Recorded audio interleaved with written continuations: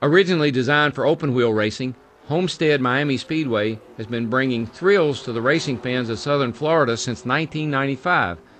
NASCAR had its first Cup race here in late 1999, and since then, Homestead has become an important stop on the schedule.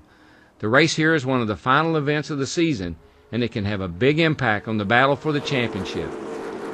Homestead is about as flat tracks can get, with just 6 degrees of banking. Now you'll also notice that the corners here are not just flat, but they're long. It feels like you're turning forever.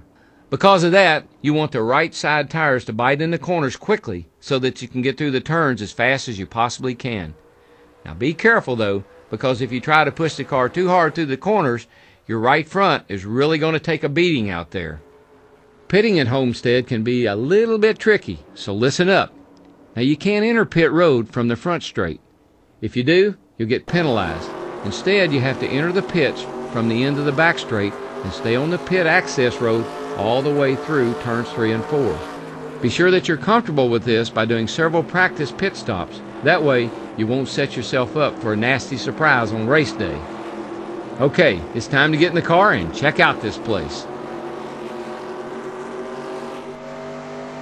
Crossing the start-finish line, you'll want to hug the outside wall down the front straight.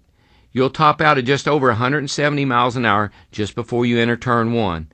Watch for the last caution light at the end of the straight and brake about 100 feet before it.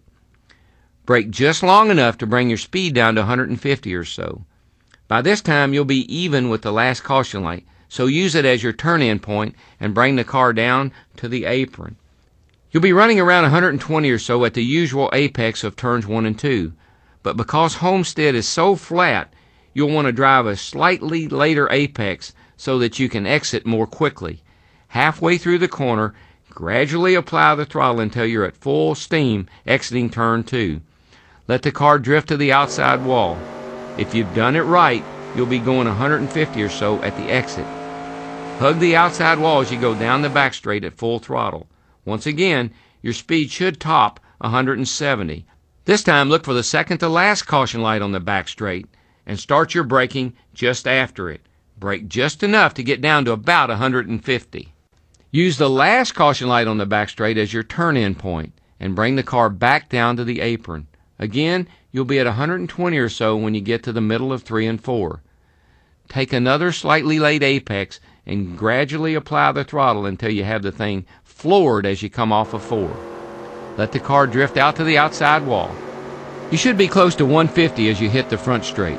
Keep it close to the wall as you approach the start-finish line to begin another lap. Let's do another lap.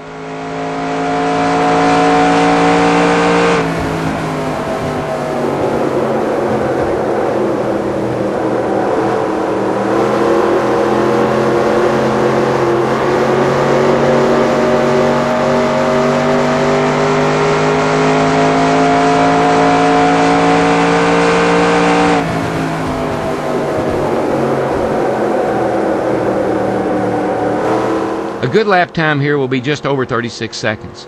Once you've done just enough practice laps, you can try using the apron at the exit of 4 to help rotate the car out of the corner.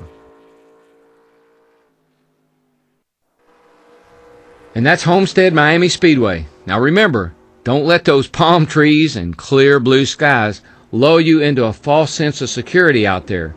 Take care of those tires and be smooth with the brakes, and you can leave this place a winner.